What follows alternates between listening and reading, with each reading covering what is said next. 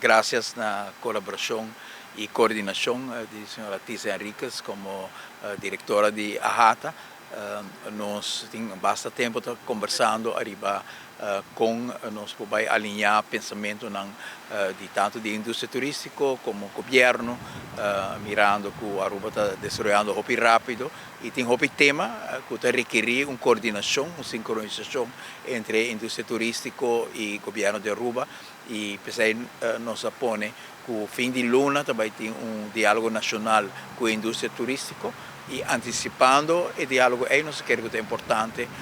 para conversar um a um com o general manager de hotel na Aruba e a senhora Tisa a facilitar o contato aí que me ave de Mainta Trempang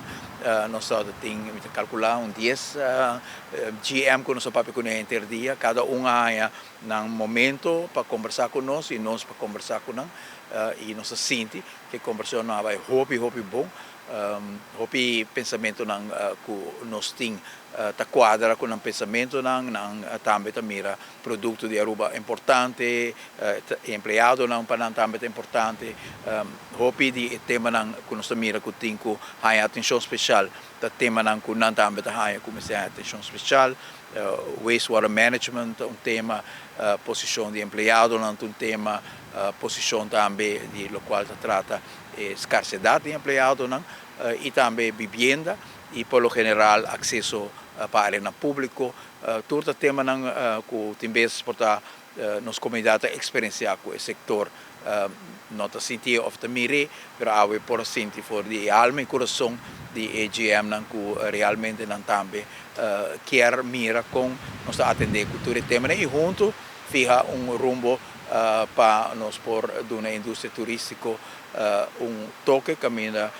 nós todos cresce junto e a comunidade cresce junto com a indústria e a indústria cresce junto com a comunidade algo que o hotel está fazendo está coordenando muito bom com o EPI,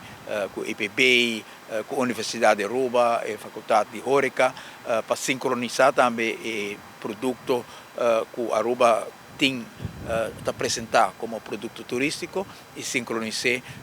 com o especialismo que nós estamos criando, se que nós jovens profissional, para aceitar bom sincronizar. E tem o tema também de quantidade de pessoas